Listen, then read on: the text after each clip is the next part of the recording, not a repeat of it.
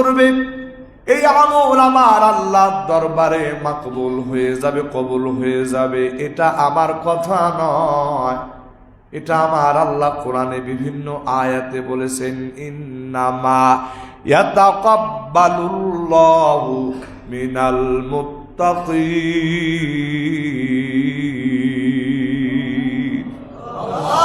আমার আল্লাহ বলে মুত্তাকি বান্দাদের আমল আমার আল্লাহ কবুল করে নেয়। বন্ধুরা আমার, এই যে মাহে রমাদান বিদায় নিয়ে চলে যাইতেছে, একেবারে শেষ মুহূর্তে, হয়তোবা মাহে রমজান যখন শুরু হয়েছে তখন অলসতায় সময় কেটেছে। আহারে, এই অলসতা করে করে রমজান মাসটা প্রায় শেষ পর্যায়ে চলে আসছে। এখন রমজান একেবারে শেষ মুহূর্তে চলে আসছে। এই সময়টা মাত্র 2 দিন অথবা 3 দিন সময় বাকি আছে। ওরে বন্ধু, এই সময়ের ভিতরেও যদি আমরা একটু সতর্কতা অবলম্বন করি, হয়তোবা আমার আল্লাহর পক্ষ থেকে আমরা ক্ষমা পেয়ে যেতে পারি। আমার প্রাণের ভাইয়েরা, এই দুনিয়ার ভিতরে এমন অনেক দৃশ্য আছে রে ভাই। এক সময় ডাকাতি করত, কিন্তু তওবা করে ভালো মানুষ হয়ে গেছে। এক সময় এই রকম এলাকার ভিতরে রংবাজি করত, কিন্তু তওবা করে আল্লাহর বান্দা, আল্লাহওয়ালা হয়ে গেছে। ওরে বন্ধু, এই দুনিয়াতে এমন অনেক মদখোর মানুষ যারা এক সময় মদ পান করে করে বেহুশ হয়ে হয়ে দিন আর রাত কেটে যাইত। আমার প্রাণের ভাইরা, আমার বন্ধুরা, এই রকম মদখোর মানুষও আল্লাহর কাছে তওবা করিয়া তারা আল্লাহর পথে ফিরে আসছে। বহু খারাপ খারাপ মানুষ যাদেরকে দেখলে এলাকার মানুষ ঘৃণা করত, ওরে বন্ধু, এই রকম অনেক আল্লাহর বান্দা এক সময় দেখবেন ভালো হয়ে গেছে, নামাজি হয়ে গেছে, মুত্তাকি হয়ে গেছে, পরহেজগার হয়ে গেছে। কেন রে ভাই? হয়তোবা আল্লাহর বান্দার জীবনে তার অন্তরের ভিতরে ধাক্কা লেগে গেছে। এই ধাক্কাটা এমন ধাক্কা, কোন আলেমের কথা শুনেছে, কোন আল্লাহওয়ালার কথা শুনেছে, কোরআনের মজলিসে বসেছে, আল্লাহর বান্দার অন্তরের বোঝ চলে আসছে রে বন্ধু। ওই অন্তরের বোঝ চলে আসার কারণে ওই বান্দা তওবা করে ফেলছে, আমার আল্লাহর কাছে তওবা কবুল হয়ে গেছে। ওই বান্দা আমার আল্লাহর কাছে দামি বান্দা হয়ে গেছে। একটু আওয়াজ দেয়া কথা বলেন, ঠিক কিনা? আমার প্রাণের ভাইয়েরা, আমার বন্ধুরা, আমার বিশ্বাস, এই জায়গার ভিতরে আমরা যত মুসল্লি আছি রে ভাই, আমাদের ভিতরে কারো মদের সাথে সম্পর্ক নাই, আমাদের ভিতরে কারো সাথে ডাকাতের সম্পর্ক নাই, মাস্তানের সম্পর্ক নাই। ওরে বন্ধু, এই রকম দিলওয়ালা মানুষ যদি আল্লাহর কাছে তওবা করে, তাহলে এই তওবা কেন কবুল হবে না? কেন কবুল হবে না? বরঞ্চ এই তওবা আরো মারাত্মকভাবে কবুল হয়। আমার প্রাণের ভাইরা, যেই লোকটা সব থেকে খারাপ, এই লোকটার ভিতরে ইহসাস আসে, এতটুকুন ইহসাস অনুভূতি আছে। এই বান্দা চিন্তা করে আমি তো খারাপ মানুষ। এই মানুষটা যখন ভালো হয় আল্লাহর কাছে, তখন সে ওইভাবেই তওবা করে। কিন্তু আমার আপনার মতো মানুষরা অনেক সময় হতভাগ্যদের কাতারে পড়ে যায়। আমি চিন্তা করি আমি তো 5 ওয়াক্ত নামাজ পড়ি, আমি চিন্তা করি আমি তো রোজাদার, আমি চিন্তা করি আমি তো তারাবির নামাজ পড়েছি, আমি চিন্তা করি আমি তো ভালো ভালো কাজ করি, তাহলে আমি কেন মাপ পাবো না? এই রকম বড়াই করার কারণে, এই রকম অহংকার করার কারণে রে ভাই, অনেক বান্দা আমাদের লেভেল থেকেও আল্লাহর প্রিয় বান্দা হইতে পারে না। কথা বলেন, ঠিক কিনা?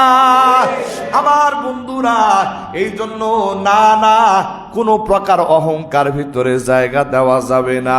বনি ইসরাইলের ওই আবেদের কথা কি আপনাদের স্মরণ আছে নাকি? ওরে বন্ধু, ওই আবেদ 500 বছর পর্যন্ত ইবাদত করার পরে আল্লাহর জান্নাতে চলে যাবে। আবেদের মনের ভিতরে এমন চিন্তা আসছে, 500 বছর লাগাতার কত দান করেছি, কত সদকা করেছি, 500 বছর পর্যন্ত কত নামাজ পড়েছি, 500 বছর পর্যন্ত লাগাতার বিরতিহীনভাবে ইবাদত বন্দিগির মধ্যে কাটাইছি। অতএব আমার জান্নাতে যাওয়ার জন্য কিছু দরকার নাই, আমার জান্নাতে যাওয়ার জন্য আমার আমলটাই যথেষ্ট। আমার প্রাণের ভাইরা, আমার বন্ধুরা, এই চিন্তা যখন তার অন্তরের ভিতরে চলে আসছে রে ভাই, আমার আল্লাহ সঙ্গে সঙ্গে ফেরেশতা পাঠায় দিয়েছে। ফেরেশতাকে বলে, ও ফেরেশতা যাও এই বান্দারে জান্নাতের জাহান্নামের পাশে নিয়ে যাও, এই বান্দাকে জাহান্নামের পাশে নিয়ে যাও। জাহান্নামের পাশে যখন নিয়ে গেছি, জাহান্নামের ভিতরে যখন ওই ভয়াবহ পরিস্থিতিটা তার চোখের সামনে চলে আসছে, তখন জাহান্নামের ওই ভয়ঙ্কর পরিস্থিতি দেখার পর আল্লাহর বান্দার কলিজা শুকায় গেছে রে ভাই, অন্তর ফেটে যাওয়ার উপক্রম হয়ে গেছে। কি দৃশ্য দেখতেছি! আল্লাহর বান্দা এই দৃশ্য দেখার পরে যখন তার কলিজার ভিতরে ভয় ঢুকে গেছে, তার কলিজা যখন শুকায় গেছে, একটু পানি দরকার। ঠিক এমন সময় একজন আল্লাহর ফেরেশতা বলে, ঘোষণা দেয়, পানি লাগবে নি? পানি বলে, হ্যাঁ আমার পানি লাগবে, বড় পিপাসা। বলে, 1 গ্লাস পানি নিতে পারবা তোমার জীবনের অর্ধেক নেক আমলের বিনিময়ে। আল্লাহর বান্দা বলে, নেক আমল নাও আর আমারে পানি দাও। আল্লাহর বান্দা পানি পান করছে, জাহান্নামের একদিকে দেখছে, আর একদিকে যখন দেখার জন্য তারে ঘুরাইতে গেছে, আবারও ভয়ঙ্কর দৃশ্য দেখার পর জাহান্নামের ওই আগুনের তাপ তার শরীরের ভিতরে এমন ভাবে লাগতেছে রে ভাই, এই শরীরের ভিতরে তাপ লাগার কারণে আল্লাহর বান্দা আবারও পিপাসিত। এবার আরো একজন ফেরেশতা আবার পানি নিয়ে আসছে। কি আসো? পানি পান করবা জীবনের অর্ধেক নেক আমলের বিনিময়ে। এবার আল্লাহর বান্দা বলে, ভাই আমার পানি দরকার, আমার জীবন যদি না বাঁচে আমি নেক আমল দিয়ে কি করব?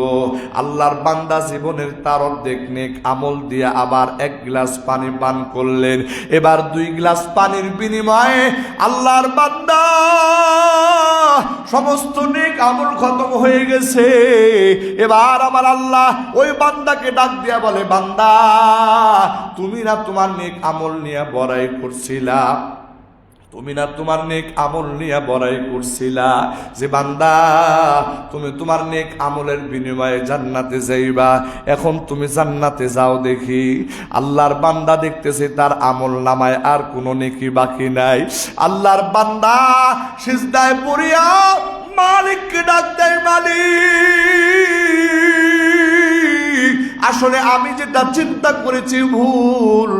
আসলে বাস্তবতা হলো বান্দার আমল যতই বেশি হোক না কেন এই বান্দা জান্নাতে যেতে পারবে না যতক্ষণ পর্যন্ত আপনার দয়া আপনার রহমত ওই বান্দার সামনে হাল না হবে, ততক্ষণ পর্যন্ত ওই বান্দা কঠিন কালেও জান্নাত স্পর্শ করতে পারবে না। একটু আওয়াজ দিয়া জোরে জোরে বলেন কথা ঠিক কিনা? আমার প্রাণের ভাইরা, আমার বন্ধুরা, এখন আমরা যারা রোজাদার,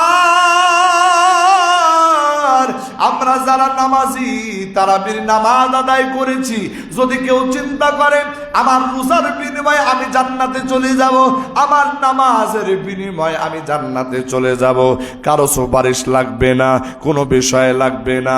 ওরে বন্ধু, আমি বলতে চাই এই জমিনের ভিতরে আল্লাহর দেওয়া নিয়ামত আপনি খাইছেন কিনা? জীবনে কত গ্লাস পানি পান করেছেন কোনো হিসাব নাই। জীবনে কত খাদ্য খাবার আপনি খেয়েছেন।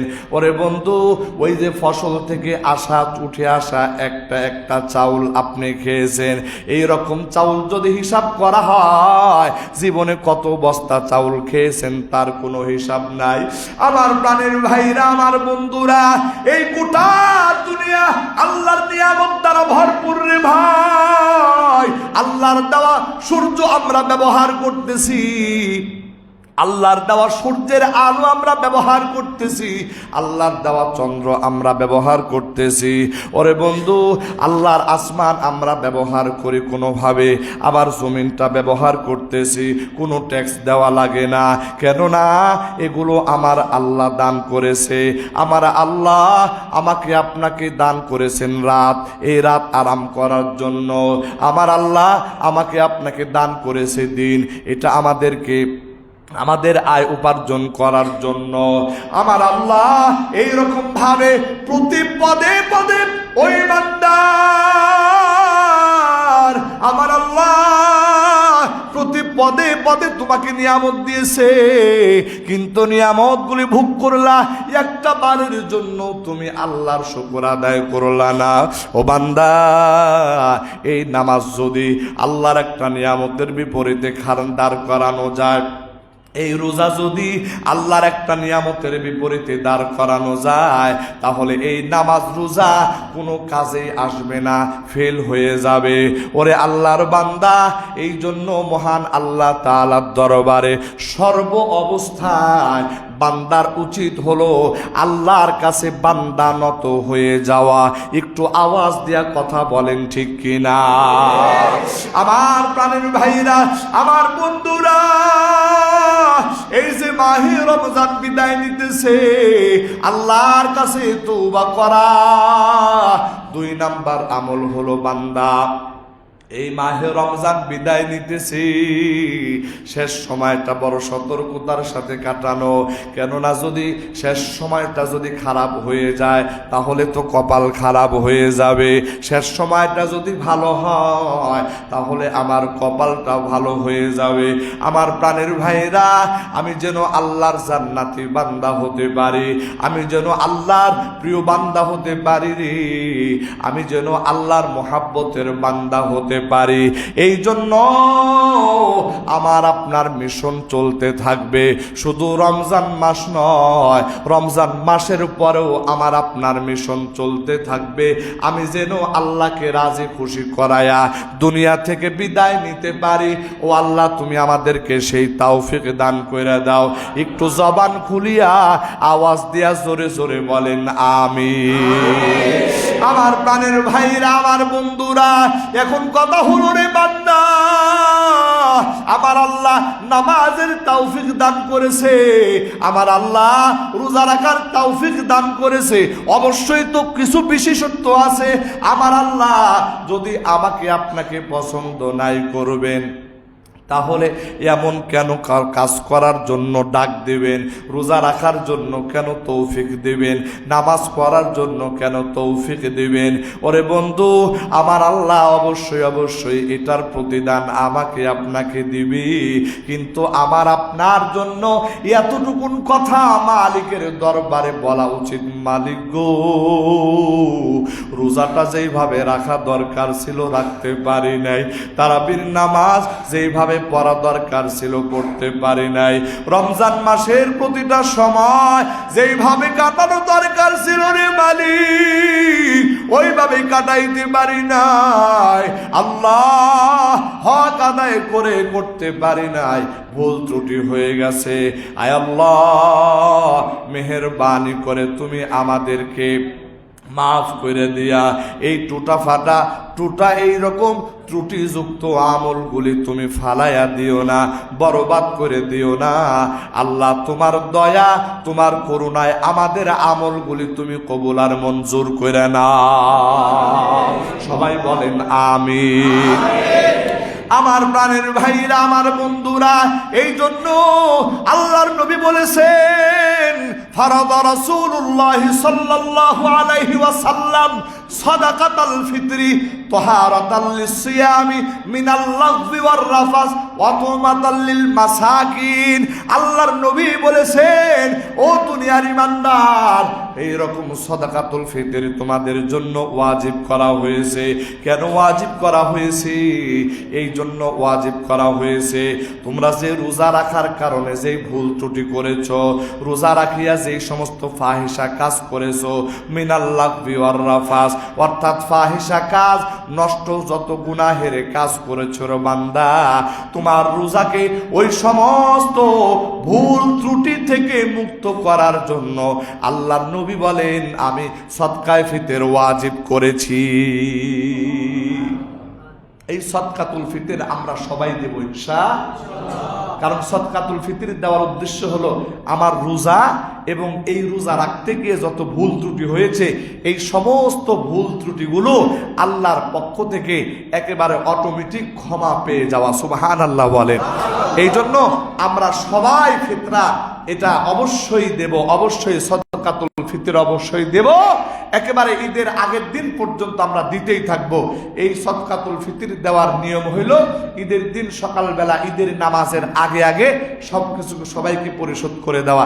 আরো আগে দিয়া গরিব অসহায় মানুষ যারা, তাদের একটু ডাল, তাদের একটু চিনি, তাদের একটু সেমাই, তাদের একটু গোশত, একটু খাদ্য খাবারের আয়োজন যেন তারা করতে পারে, এই জন্য এগুলো একটু আগে আগেই পৌঁছায় দেওয়া।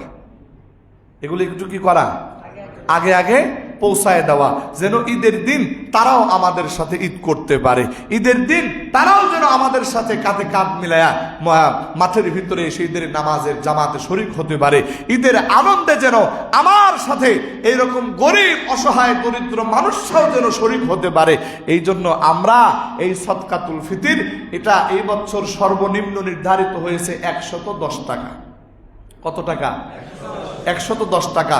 উপরে আরো আছে, যদি কারো সামর্থ্য থাকে উপরেরটা দেওয়ার চেষ্টা করবেন, না হইলে অন্তত সদকাতুল ফিতর মিনিমাম 110 টাকা হারে প্রত্যেক মাথা পিছু আপনার জন্য দিবেন, আপনার স্ত্রীর জন্য দিবেন, আপনার সন্তানের জন্য দিবেন, আপনার মা বাবা যদি বেঁচে থাকে যদি তাদের পক্ষ থেকে দেওয়া লাগে তাও দিবেন।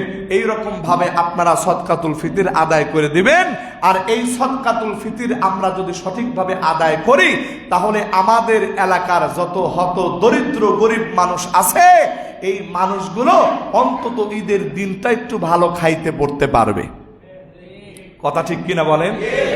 এজন্য এটা করার দরকার আছে না নাই? আর আমরা রোজা রাখতে গিয়ে আমাদের ভুল ত্রুটি তো হয়, ভুল ত্রুটি 100% হয়। কত কত গীবত করেছি, আহারে কত মিথ্যা কথা বলে ফেলছি, নাটক দেখে ফেলছি, সিনেমা দেখে ফেলছি, আল্লাহ তুমি মাফ করে দাও। এই সমস্ত গুনাহ থেকে মুক্ত হওয়ার জন্য আমরা সদকায়ে ফিতর আদায় করব। সবাই করব তো ইনশাআল্লাহ? আল্লাহ সবাইকে কবুল করুন, সবাই বলেন আমিন। আমার প্রাণের ভাইয়েরা, আমার আল্লাহ পবিত্র কোরআনে বলেন ওয়াস্তাগফিরুল্লাহ ইন্নাল্লাহা গফুরুর রহিম। আমার আল্লাহ বলে ও বান্দা তুমি একজন নেককার বান্দা, তুমি একজন ভালো মানুষ ও বান্দা, এরপরেও তুমি তওবা করো, এরপরেও তুমি ইস্তেগফার পড়ো। কেননা আমার নবীজি সাল্লাল্লাহু আলাইহি ওয়াসাল্লামের উপরে আমার আল্লাহ কোরআনের সূরা নাজিল করেছেন, ইদা জাআ নাসরুল্লাহি ওয়াল ফাতহ وَرَأَيْتَ النَّاسَ يَدْخُلُونَ فِي دِينِ اللَّهِ أَفْوَاجًا فَسَبِّحْ بِحَمْدِ رَبِّكَ وَاسْتَغْفِرْهُ إِنَّهُ كَانَ تَوَّابًا। আমার প্রাণের ভাইয়েরা, আমার বন্ধুরা, আমার আল্লাহ নবীজিকে ডাক দিয়া বলেন ও পয়গম্বর, ইদা জাআ নাসরুল্লাহ, যখন আল্লাহর সাহায্য আসবে, আল্লাহর বিজয় যখন আসবে, তখন দেখবেন লোকেরা দলে দলে ইসলাম কবুল করতেছে, লোকজনেরা দলে দলে ইসলাম গ্রহণ করতেছে। ও পয়গম্বর, তখন তো আপনার নবুয়তের দায়িত্ব শেষ। ওই সময় আপনি কি করবেন? আস্তাগফিরহু ফাসাব্বিহ বিহামদি রাব্বিকা ওয়াস্তাগফিরহু, তখন আপনি আল্লাহর নামের তাসবিহ পাঠ করবেন আর আল্লাহর কাছে ইস্তিগফার করবেন। আমার প্রাণের ভাইরা, আমার বন্ধুরা, আমার নবীর আগেও কোনো গুনাহ নাই, পরেও কোনো গুনাহ নাই, কিন্তু এর পরেও আমার আল্লাহ এরকম ইস্তিগফারের কথা বলেছেন। আমার প্রাণের ভাইরা, আমার জীবনে গুনাহের কোনো কমি নাই, গুনাহ করে করে জীবনটাকে বরবাদ করে দিয়েছি। তাহলে আমার আপনার জন্য কেমন ইস্তিগফার করা দরকার? আমার নবী বলেন আল্লাহ নবী বলেন যে আমি প্রতিদিন 100 বার করে ইস্তিগফার পড়ি। ওরে বন্ধু, এবার আমি আর আপনি, আমার আপনার দিকে একটু তাকানো দরকার। আমি আর আপনি কতবার তওবা করে ইস্তিগফার করি? আমার প্রাণের ভাইয়েরা, এই যে শেষ সময় যে আমাদের সামনে চলে আসছে, মাত্র 2 দিন অথবা 3 দিন সময়, এই 2 দিন আর 3 দিন সময় সব থেকে বেশি গুরুত্বপূর্ণ আমল হলো ইস্তিগফার পড়া, তওবা করা। ওরে বন্ধু, এই ইস্তিগফার এবং তওবার মাধ্যমে আপনার নেক আমলগুলির প্রতিদান আল্লাহর কাছে আশা করা যায়, আর আপনার গুনাহ খাতাগুলো আল্লাহ পাক ক্ষমা করে দিবে। আমার প্রাণের ভাইয়েরা, তওবা এমন একটা বিষয়, যত বড় গুনাহগার বান্দা হোক না কেন, আল্লাহর নবী বলেন আত্তাইবু মিনাজ যামবি কামাল্লা যামবালা, যখন তওবাকারী তওবা করে, আল্লাহ পাক যদি তওবা কবুল করে নেয়, তাহলে ওই ব্যক্তিটার এমন অবস্থা হয় সে যেন জীবনে কোনো গুনাহই করে নাই। অর্থাৎ একজন নিষ্পাপ মাসুম বাচ্চা যেমন তার মায়ের কোলের ভিতরে এইরকম নিষ্পাপ থাকে, তওবাকারী বান্দা আল্লাহর কাছে এমন নিষ্পাপ বান্দা হয়ে যায়। সুবহানাল্লাহ। আমার প্রাণের ভাইয়েরা, আমার বন্ধুরা, আমার আল্লাহ তওবা কবুল করার ক্ষেত্রে এমন ইতিহাস সৃষ্টি করেছেন, এমন ইতিহাস। ওরে বন্ধু, ছোট্ট একটা ইতিহাস আপনাদেরকে শোনাই, এরপরে আমরা তওবার মন মানসিকতা নিয়ে এই মাহে রমজানের বাকি সময়টা কাটায় দেওয়ার চেষ্টা করব। আমার প্রাণের ভাইরা, হযরত খলিফাতুল মুসলিমিন হযরত ওমর রাদিয়াল্লাহু তাআলা আনহুর শাসন আমলের কথা। ওই সময় একজন বৃদ্ধ মানুষ ছিল হযরত খলিফাতুল মুসলিমিন ওমরের সময়। ওরে বন্ধু, এই বৃদ্ধ লোক এক সময় যখন যৌবনকাল ছিল, যখন শরীরে কুওয়াত ছিল, গলা বড় সুন্দর ছিল রে ভাই, মানুষের কাছে গান শোনায় শোনায়া টাকা পয়সা উপার্জন করত। এক সময় এমন পরিস্থিতি দাঁড়াইলো, তার কণ্ঠটা শোনার জন্য মানুষ দিনের পরে দিন আগ্রহে অপেক্ষা করত। তার এক নজর দেখার জন্য মানুষ এইরকম পাগল পারা হয়ে থাকতো। এমন একজন গায়ক, এমন একজন কণ্ঠশিল্পী, যখন তার বয়স বেড়ে গেছে, বৃদ্ধ মানুষ হয়ে গেছে, যখন দাঁত পড়ে গেছে, তখন আর গান গাইতে পারে না, আর তার কণ্ঠে সুরের মূর্ছনাও বাজে না। ওরে বন্ধু, এখন আর কোনো মানুষ তার দাম দেয় না। খাবার অভাব আছে, খাবারের অভাব আছে, কিন্তু কারো কাছে খাবার চাবে লজ্জা লাগে। আমার প্রাণের ভাইরা, আমার বন্ধুরা, 1 বেলা 2 বেলা 3 বেলা চলে যায়, ঘরের ভিতরে খাবার নাই, ইনকাম করে খাওয়াবে এমন কোনো সন্তানও নাই। একমাত্র স্ত্রী ছিল, স্ত্রীও দুনিয়া থেকে চলে গেছে। আত্মীয় স্বজন বলতে আর তেমন কেউ দুনিয়াতে ছিল না। এলাকার ধনাঢ্য মানুষদের কাছে যাইতো কিছু খাদ্য খাবারের জন্য, তারা মাঝে মধ্যে কিছু সহায়তা করত, কিন্তু এক সময় সহায়তা করতে করতে বিরক্ত হয়ে গেছে, এখন আর কেউ সহায়তা করে না। কোনো বন্ধুর কাছে গেলে আর কোনো বন্ধুরা তার মুখের দিকেও ফিরে তাকায় না। আল্লাহর বান্দা ঘরে খাবার নাই, এক বেলা দুই বেলা তিন বেলা পার হয়ে যায়, খাবার নাই, জঠর জ্বালা সহ্য করতে পারে না, চোখ দিয়া পানি বায়া বায়া পড়ে। আহারে, এমন একটা সময় ছিল যে সময় মানুষ আমারে এক নজর দেখার জন্য পাগল হয়ে ছুটে যাইত, মানুষ আমার গান শোনার জন্য পাগল পারা হয়ে থাকতো। তখন আমার কোনো বন্ধু বান্ধবীর অভাব ছিল না। আজকে আমি অসহায়, এখন আমার ডানেও কেউ নাই, বামেও কেউ নাই, সামনেও কেউ নাই, পিছনেও কেউ নাই। আল্লাহর বান্দা ওই দিনের স্মৃতির কথা স্মরণ করিয়া চোখের পানি ফালায় কান্নাকাটি করে। আমার বন্ধুরা একবার চিন্তা করে খলিফাতুল মুসলিমিন হযরত ওমরের কাছে যাবে, কিন্তু আবার ভাবে আমি যেই রকম অপরাধী মানুষ, আমার অপরাধের তো কোনো সীমা পরিসীমা নাই। আমি যদি খলিফাতুল মুসলিমিন উমরের কাছে যাই, হযরত উমর আমাদের মতো মানুষদেরকে বেত্রাঘাত করে, বেত্রাঘাত, হযরত উমরের কাছে যাওয়া যাবে না। আমার প্রাণের ভাইরা, আমার বন্ধুরা, লোকটা একবারে নিরুপায় মালিককে ডাক দেয়া বলে, মালিক, যৌবন কালটা তো গুনাহ করে করে কাটাইলাম, আল্লাহ এখন তোমারে কেমন করে ডাকবো, বড় লজ্জা লাগে। এক সময় আমার রূপ ছিল, এক সময় আমার সম্পদ ছিল, এক সময় আমার যৌবন ছিল, আল্লাহ ওই সময় আমি তো তোমারে স্মরণ করি নাই, ওই সময় তোমারে সিজদা দিই নাই, এখন তোমারে কেমন করে ডাকবো, বড় লজ্জা লাগে, লজ্জা লাগে।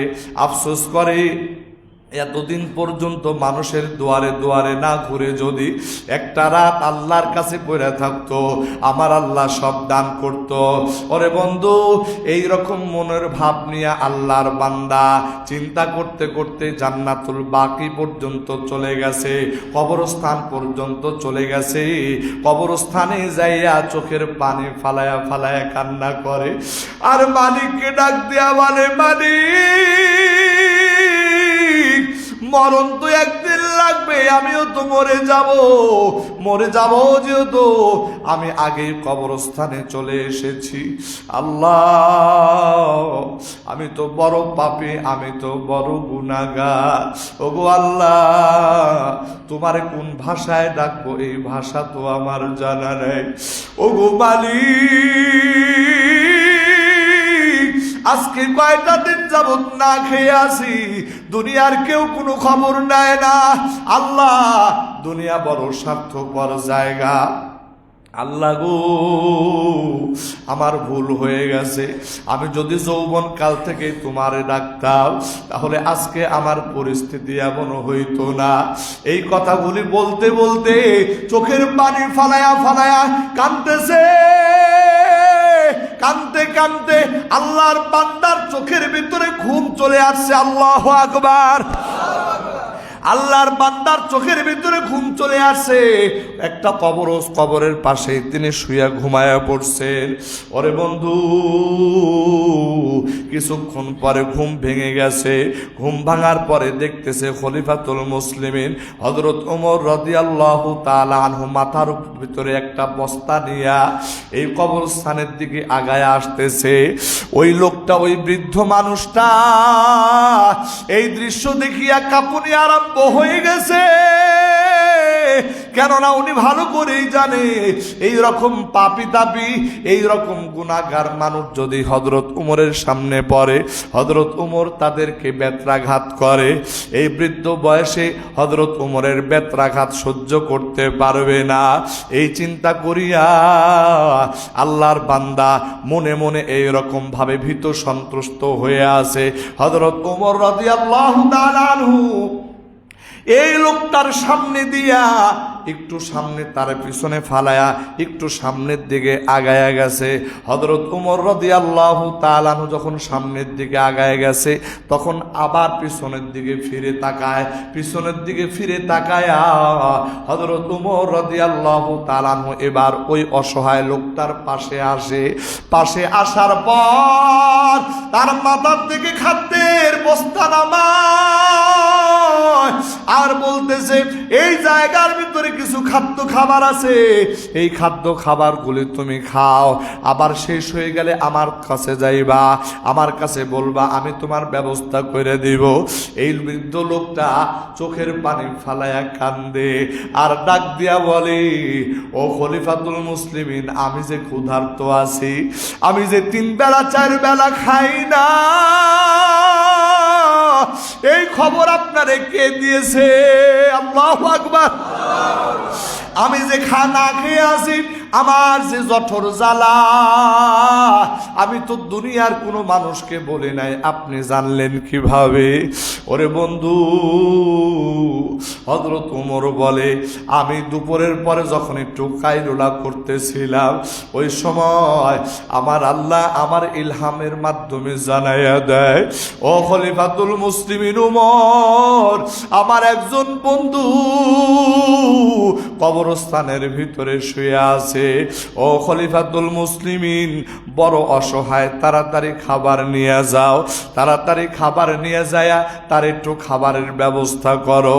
হযরত উমর যখন এই কথা বলে, এই লোকটা আবার চোখের পানি ছেড়ে দিয়া ডাক দিয়া বলে, ও খলিফাতুল মুসলিমিন, এটাই কি বাস্তব? বলে, হ্যাঁ এটাই বাস্তব। আমার বন্ধুরা, ওই বৃদ্ধ মানুষটা 2টা হাত আসমানের দিকে উঠায়া আল্লাহরে ডাক দিয়া বলে, আল্লাহ, তোমার কাছে তওবা করতে দেরি হয়েছে, কিন্তু খাবার আসতে দেরি হয় নাই। ওগো আল্লাহ, তোমার যে কত দয়া, আল্লাহ তোমার কত মায়া গো, তোমার দয়া আর মায়া না বুঝে এতদিন ভুলের মধ্যে ছিলাম। আমার বন্ধুরা, হযরত ওমর রাদিয়াল্লাহু তাআলা আনহু আশ্চর্য হয়ে গেলেন। আর আল্লাহর বান্দা এইরকম দোয়া করতে করতে ওই দুনিয়া থেকে তিনি চিরতরে বিদায় হয়ে যান। আমার প্রাণের ভাইরা, এই কথার দ্বারা আমি এটা বোঝাইতে চাই রে বন্ধু, আসলে বাস্তবতা হলো আমার জীবনে কত গুনাহ আছে এটা আমি জানি, আপনি জানেন না। আপনার জীবনে কত গুনাহ আছে এটা আপনি জানেন, আমি জানি না। যার যার খবর তার তার কাছে আছে। ওরে বন্ধু, আমার আল্লাহর কত দয়া, আমার আল্লাহর কত মায়া। এমন একজন লোক, যেই লোকটার সারা জীবন গান বাজনা করলো, কিন্তু শেষ সময়ে যখন আল্লাহরে ডাক দিয়েছে, আমার আল্লাহ ওই বান্দার তওবা কবুল করে নিয়া ওই বান্দারে তো মাফ করছে, ওই বান্দাকে আমার আল্লাহ তার বন্ধুদের কাতারে নাম উঠাইয়া দিয়েছে। আমার প্রাণের ভাইরা, আমার বন্ধুরা, এই জায়গার ভিতরে আমরা যত মানুষ আছি রে বন্ধু, আমাদেরও জীবনের অনেক সময় কেটে গেছে গুনাহের মাধ্যমে, অনেক সময় কেটে গেছে আল্লাহর নাফরমানের মধ্য দিয়া। ওরে বান্দা, এই রমজানের শেষ মুহূর্তের আমল বান্দা, আল্লাহর কাছে একটু চোখের পানি ফালায়া কানবেন, আল্লাহ যদি তুমি ক্ষমা না করো রে মালিক, তাহলে তো আমার তো বাঁচার কোনো উপায় নাই। এই দুনিয়ার বিখ্যাত একজন আল্লাহর প্রিয় বান্দা হাফেজ আব্দুল কাইয়ুম রহমাতুল্লাহি আলাইহি বলেন, আমি একদিন এক গলিপথ দিয়ে যাইতেছিলাম। গলিপথে যখন যাই তখন দেখতে পাইলাম এক ঘরের দরজা পর্যন্ত দেখা যাইতেছে। ওই ঘরের দরজা দিয়ে দেখতে পাইলাম ওই মা তার সন্তানকে প্রহার করতেছে, মারতেছে, কোনো একটা অন্যায় করেছে। এই অন্যায় করার কারণে সন্তানকে প্রহার করতেছে। সন্তান কান্নাকাটি করে, এক সময় মারপিট বন্ধ করে দেয়, মা সন্তানকে গালিগালাজ করে, বকা বাধ্য করে। শুধু তাই নয়, এক সময় ওই মা সন্তানকে ঘাড়ে ধাক্কা দিয়ে দরজা থেকে বাহির করে দেয়। দরজা থেকে বাহির করিয়া ওই মা দরজাটা লাগাইয়া দেয়। ওই সন্তান দরজার চৌকাঠের উপরে মাথা রাখিয়া কিছু সময় কান্নাকাটি করে রে ভাই, কিছু সময় কান্নাকাটি কাটাকাটি করার পর মনের ভিতরে জেদ নিয়া বের হয়ে চলে আসছে। গোলের পথ দিয়া চলতে চলতে গোলের মাথায় চলে গেছে। গোলের মাথায় যাওয়ার পরে কি যেন চিন্তা করিয়া ওই সন্তান আবার মায়ের ঘরের দরজার সামনে চলে আসছে। ঘরের দরজার সামনে আসিয়া ওই ঘরের দরজার চৌকাঠে মাথা রাখিয়া চোখের পানি ফালায়া ফালায়া কাঁদতে কাঁদতে এক সময় সন্তানটা ঘুমায়া যায়। ঘুমায় যাওয়ার পর কিছু সময় পর ওই মা যখন ঘরের দরজাটা খুলিয়া ঘরের বাহিরে বাইর হয়, সন্তানকে দেখে, তখনও তার রাগ মিটে নাই। সন্তানকে আবার মাথার চুলটা ধরিয়া মারবে, ঠিক এমন সময় সন্তান ডাক দিয়া বলে, মাগো আমি তো তোমার ঘর থেকে চলে গিয়েছিলাম গো মা, আমাদের গলির মাথা পর্যন্ত গিয়েছিলাম। ওই গলির মাথা পর্যন্ত যাইয়া আমি চিন্তা করলাম যদি আমি বাজারের ভিতরে কোনো একটা কাজ করি তাহলে আমার খাবার দাবারের আয়োজনটা হয়ে যাবে, আমি চলতে পারবো। অথবা যদি কোনো মানুষের বাড়িতে কাজ নেই, কাজের বিনিময়ে ওই বাড়িতে আমি থাকতেও পারবো, আমি খাইতেও পারবো। ও মা, আমার জীবন চলে যাইতো, আমার খাওয়া দাওয়ার ব্যবস্থা হইতো, কিন্তু একটা কথা চিন্তা করেছি রে মা, হয়তো আমার থাকার ব্যবস্থা হবে, খাবার ব্যবস্থা হবে, কিন্তু আমার মায়ের যেই ভালোবাসা, আমার মায়ের যেই মমতা, এই ভালোবাসা, এই মমতা তো দুনিয়ার আর কোনো জায়গায় পাওয়া যাবে না। আমি এই দুনিয়াতে সব কিছু পাইতে পারি গো মা, কিন্তু তোমার ভালোবাসার বিকল্প এই দুনিয়াতে আর কোনো কিছু পাবো না। এই কথা চিন্তা করিয়া গো মা আমি সব কিছু বাদ দিয়া তোমার কাছে ফিরে আসছি।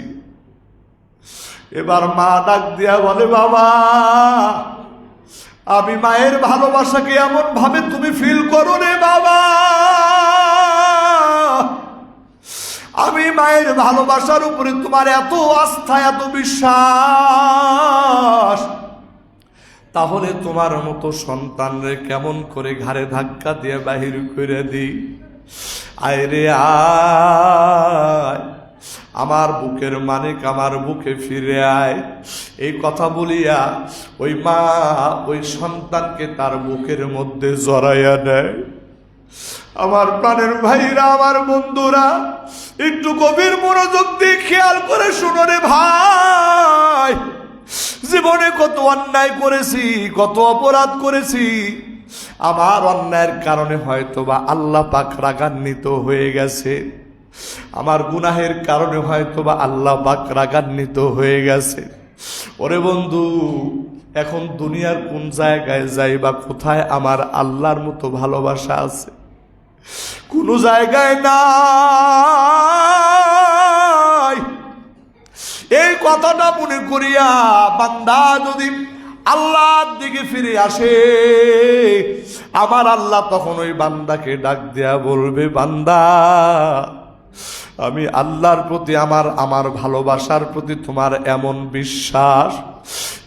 বিশ্বাস যখন বুকে ধারণ করে আইছো রে বান্দা, যা যা, আমি আল্লাহ আমার রহমতের কুল থেকে তোরে আর নামায়া দিব না।